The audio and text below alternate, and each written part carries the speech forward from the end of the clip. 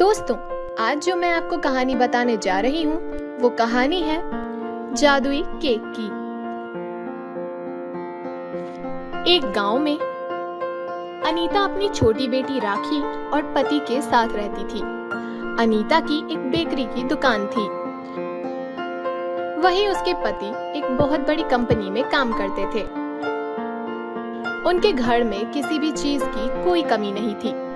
उन सब का जीवन बहुत ही हंसी खुशी से बीत रहा था। पर एक दिन उसके पिता की एक बीमारी के चलते अचानक से मृत्यु हो जाती है। इसी वजह से अनीता अब अपनी बेटी राखी के साथ अकेली रह जाती है। माँ, स्कूल में सब बच्चों के पिताजी हैं, बस मेरे ही नहीं हैं। आप मेरे लिए एक नए पिताजी को ले आइए ना माँ। स्कूल में सभी लोग मेरा बहुत मजाक बनाते हैं माँ। बिटिया, उन बच्चों की बातों पर तुम बिल्कुल ध्यान मत दिया करो। तुम सिर्फ अपनी पढ़ाई पर ध्यान दिया करो। इसी तरह काफी दिन बीत जाते हैं। बार बार अपनी बेटी की जिद पर और लोगों के कहने की वजह से राखी की माँ महेश नाम के एक आदमी से शादी कर लेती है। कुछ दिन तक तो महेश अनीता और उसकी बेटी के साथ बहुत अच्छा व्यवहार करता था, लेकिन धीरे धीरे उसके व्यवहार में बदलाव आने लगा। महेश बात बात पर दोनों की पिटाई करता था और उन्हें बहुत भला बुरा बोलता था। धीरे धीरे महेश अपना असली रूप दिखाता है। वो जुआ खेलता था और शराब भी पीता था। वो हर रोज रात को शराब पीकर घर आता था। सुनिए, हमारे घर में एक छोटी सी बच्ची है। आप इस तरह दारू पीकर घर आते हैं, आपको शर्म नहीं आती क्या? ए पागल औरत, अपना मुंह बंद रख। वो बेटी तेरी है, मेरी नहीं। और रही बात तुझ जैसी बदसूरत औरत से शादी करने की, तो मैंने तुझसे सिर्फ पैसों के लिए शादी की है, समझी तू? अरे तुझे क्या लगा था कि मैं तुम दोनों माँ बेटी को जिंदगी भर अपने सर पे बिठा के रखूंगा क्या? चल हट यहाँ से, मेरे सामने से चली जा मेरे सामने से, हट। सोने दे मुझे, दिन भर बस खाती ही रहती है। चल मुझे पैसे दे, कल जुआ खेलने जाना है। ये बोलकर महेश नशे में ही सो गया। अगले दिन, अरे पैसे दे मुझे, जुआ खेलने जाना है। आज से मैं तुझे 1 रुपया नहीं दूंगी। ये मेरी मेहनत की कमाई है। मुझे अपने बेटी के भविष्य को बचाना है। अनीता की बात सुनकर महेश अनीता की बहुत पिटाई करता है। अपने पति को मना करेगी तू? तेरी इतनी हिम्मत? लगता है कुछ ज्यादा ही पंख निकल आए हैं तेरे। मुझे तेरे पंख काटने पड़ेंगे। महेश अनीता को मार मार कर उसके सारे पैसे छीन लेता है। थोड़ी देर बाद राखी स्कूल से आ जाती है। क्या हुआ माँ, आप इस तरह रो क्यों रही हो? कुछ नहीं हुआ बेटा, बस ऐसे ही आँख में शायद कुछ चला गया था। मुझे सब पता है माँ, पड़ोस वाली आंटी ने मुझे सब बताया। पिताजी ने आपको मारा है ना माँ? अनीता जोर जोर से रोने लग जाती है। अब महेश अनीता को मारने लगा था और उसके सारे पैसे उससे छीन लिया करता था। एक दिन, आज मैं इन पैसों को छुपा कर रखूंगी। कल मुझे अपनी बेटी की स्कूल की फीस भरनी है। अगर उस कमीने जुआरी को पता चल गया तो वो मेरे सारे पैसे ले जाएगा। अनीता उन पैसों को छुपा कर रख देती है, लेकिन महेश छुपकर उसे देख लेता है। सरप्राइज! महेश को देखकर अनीता डर जाती है। अरे तू कितने भी पैसे छुपा ले, लेकिन मेरी नजर से कभी नहीं बच पाएगी, मूर्ख औरत। महेश पैसे लेने के लिए अलमारी की ओर बढ़ता है। खबरदार, अगर तूने मेरे पैसों को इस बार हाथ भी लगाया तो मैं तेरा सिर फोड़ दूंगी। क्या? तू मुझे मारेगी? मुझे हाथ लगाएगी तू? तेरी इतनी हिम्मत? रुक, तुझे तो मैं अभी बताता हूँ। महेश अनीता को पीटने लगता है और उसे धक्का मारकर नीचे गिरा देता है। नीचे गिरते ही अनीता का सर एक बड़े से टेबल से टकरा जाता है। टेबल से लगते ही वो बेहोश हो जाती है और उसका बहुत सारा खून बह जाता है। वहीं महेश पैसे डर के मारे छोड़कर वहां से चला जाता है। थोड़ी देर बाद राखी अपने स्कूल से आती है। माँ, ये क्या हो गया माँ? माँ आंखें खोलो माँ, माँ। राखी के रोने की आवाज सुनकर वहां पर सारे पड़ोसी इकट्ठे हो जाते हैं। अरे ये सब महेश ने किया होगा, अभी थोड़ी देर पहले उसके लड़ने की आवाज आ रही थी। राखी, तो मेरे बारे में बिल्कुल मत सोच बेटा, अलमारी में मैंने कुछ पैसे रखे हैं, तू पैसे लेकर ये गांव छोड़कर चली जा बेटा, और अपने बाप के सामने कभी मत आना, नहीं तो वो तेरी जिंदगी भी नर्क बना देगा। इतना कहते ही अनीता दम तोड़ देती है। राखी अपनी माँ का अंतिम संस्कार करती है और उसके बाद शहर चली जाती है। वहां पर राखी को एक बेकरी की दुकान में काम मिल जाता है। बेकरी की मालकिन एक बहुत ही अच्छी और नेक दिल औरत थी। राखी बेटा, तुम तो बहुत अच्छा और स्वादिष्ट केक बनाती हो। जब से तुम इस दुकान पर काम करने आई हो, तब से मैं देख रही हूँ कि हमारी दुकान पर ग्राहकों की संख्या बढ़ गई है बेटा।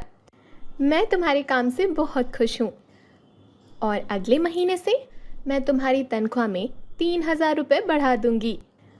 राखी ये सब सुनकर बहुत खुश हो जाती है। सोनिया की दुकान पर एक रिमझिम नाम की लड़की भी काम करती थी। ये लड़की कुछ दिन पहले आई है और मालकिन ने इसकी तनख्वाह भी बढ़ा दी। मैं पिछले 5 साल से इसकी दुकान पर काम कर रही हूँ, मेरी तनख्वाह में तो इसने आज तक 1 रुपया भी नहीं बढ़ाया। पता नहीं इस लड़की ने ऐसा क्या जादू कर दिया है आके।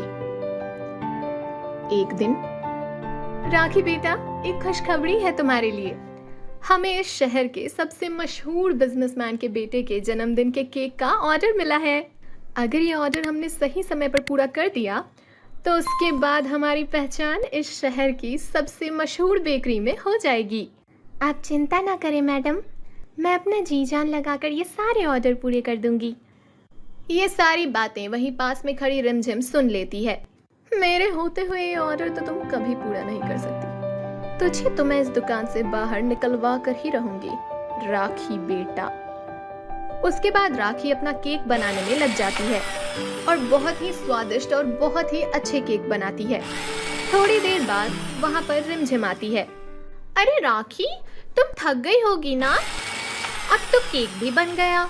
एक काम करो, तुम जाओ थोड़ा आराम कर लो। तुम इतना काम करती हो ना तो मुझे तुम्हारी बहुत चिंता होती है। नहीं कोई बात नहीं, बस एक बार केक अच्छे से डिलीवर हो जाए उसके बाद आराम कर लूंगी। अच्छा चलो ठीक है, पर कम से कम पानी तो पी लो, कब तक ऐसे ही बैठी रहोगी तुम? राखी थोड़ी देर के लिए बाहर चली जाती है। पीछे से रिमझिम उसके केक में एक जहरीली दवाई डाल देती है। थोड़ी देर बाद बिजनेसमैन वो केक लेने के लिए पहुंच जाता है। राखी खुशी खुशी उसे केक दे देती है। अगले दिन वो आदमी फिर से उनकी दुकान पर आता है। धोखेबाज लड़की, मैं तुझे जिंदा नहीं छोड़ूंगा। तेरे यहाँ का केक खाने के बाद मेरा बेटा और मेरे रिश्तेदार बीमार पड़ गए हैं, सब के सब हॉस्पिटल में हैं। तेरी दुकान के ऊपर मैं अभी के अभी केस करता हूँ, अभी के अभी, और पुलिस बुलाता हूँ और तुझे जिंदगी भर के लिए जेल भिजवाता हूँ। सर, केक मैंने नहीं, इस लड़की ने बनाया था। मैं इस लड़की को अपनी बेकरी से निकाल दूंगी सर, आप बस मुझे माफ कर दीजिए। देख लूंगा मैं तुम सबको। गुस्से में वो बिजनेसमैन वहां से चला जाता है। सोनिया राखी को एक जोरदार थप्पड़ मारती है। हरामखोर, मैंने तुझ पर इतना विश्वास किया और तूने मेरा वो सारा विश्वास एक झटके में तोड़ दिया। क्या बिगाड़ा था मैंने तेरा? चुपचाप मेरी दुकान से बाहर चली जा। और हाँ, मेरी दुकान पर 20 लाख का जुर्माना हुआ है। वो जुर्माना मैं नहीं बल्कि तू भरेगी। रोते रोते राखी वहां से चली जाती है और एक पार्क में आकर बैठ जाती है। माँ, आप मुझे छोड़कर क्यों चली गई माँ? पता है मैंने कुछ भी नहीं किया था, फिर ये सजा मुझे क्यों मिल रही है?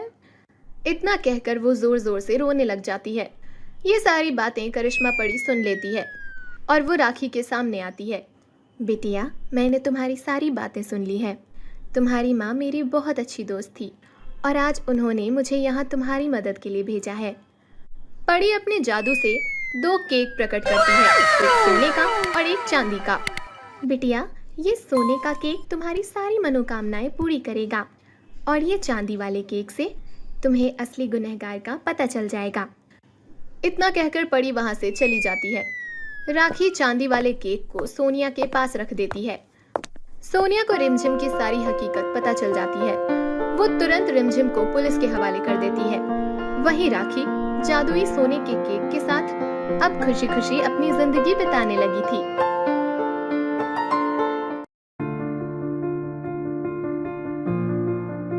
भीकू एक छोटे से परिवार से था, जिसमें उसकी पत्नी मधु और बेटी मीरा थी। दिन ब दिन आपकी आमदनी कम होती जा रही है। आपको ये चाट का व्यापार छोड़कर कोई काम काज करना चाहिए। कम से कम हमारा पेट तो भरेगा। तुम तो जानती हो कि मैं बरसों से ये चाट का ठेला लगा रहा हूँ। अब अगर ये ठेला चल नहीं रहा तो मैं इसे बंद थोड़े ना कर सकता हूँ। मुझे यकीन है कि कुछ दिनों में सब कुछ ठीक हो जाएगा और लोग मेरे ठेले पर भी चाट खाने आएंगे।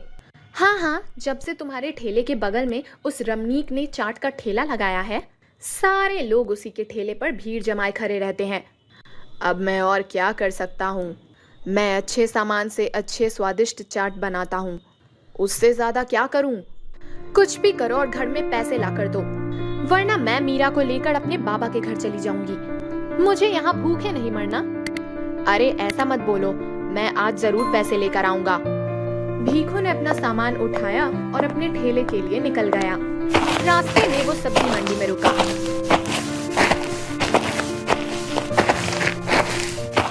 अरे भैया, मुझे 2 किलो आलू और 2 किलो प्याज देना, सब अच्छे देना। अरे भैया, तुम्हारा तो चाट का ठेला है ना, तो अच्छे अच्छे आलू प्याज क्यों खरीदते हो? तुम्हें तो सड़े गले आलू प्याज भी चलेंगे। कहो तो मैं तुम्हें वो कम दामों में दे सकता हूँ, सोच लो। अरे नहीं, ये चाट का ठेला मेरी रोजी रोटी है, मैं इसमें बेईमानी नहीं कर सकता। तुम तो मुझे अच्छे अच्छे आलू और प्याज ही दो। ठीक है।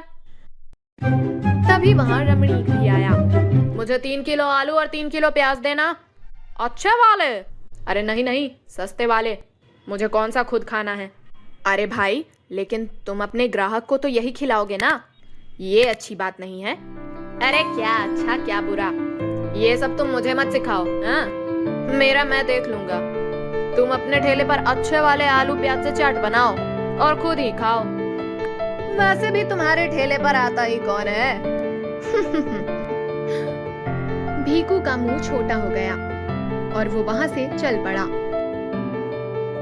भीकू के बगल में ही रमणीक अपना चाट का ठेला लगाता था। रमणीक का चाट का ठेला खुलते ही वहां ग्राहकों की भीड़ लग जाती थी और भीकू के ठेले पर कोई भी नहीं आता। आइए आइए, स्वादिष्ट चाट खाइए।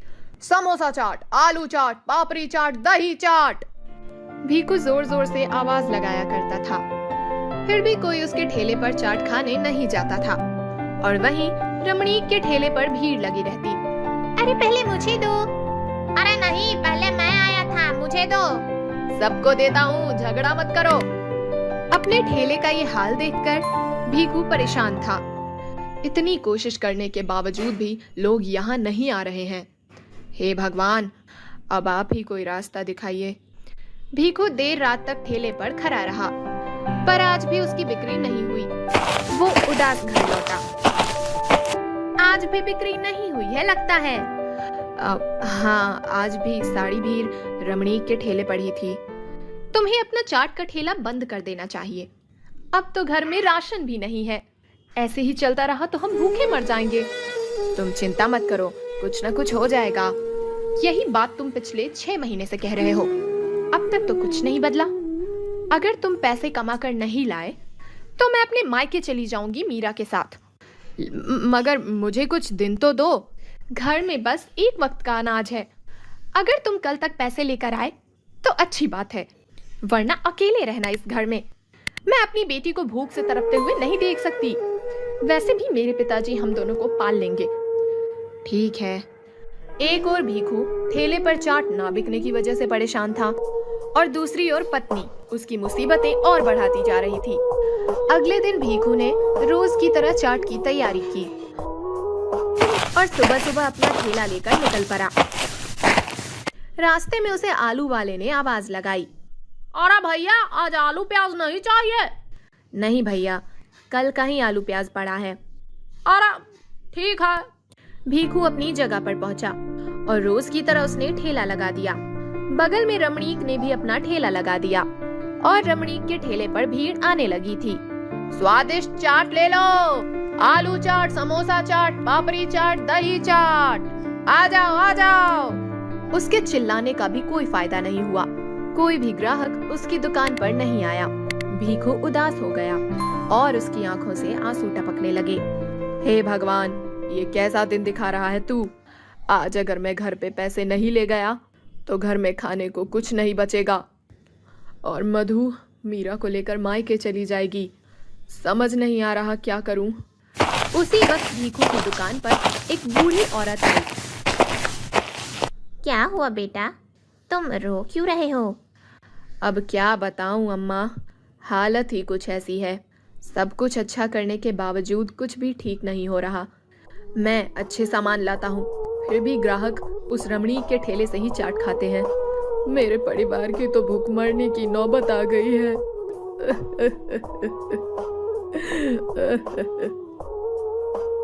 उदास मत हो, ये ले, ये जादुई मसाला है।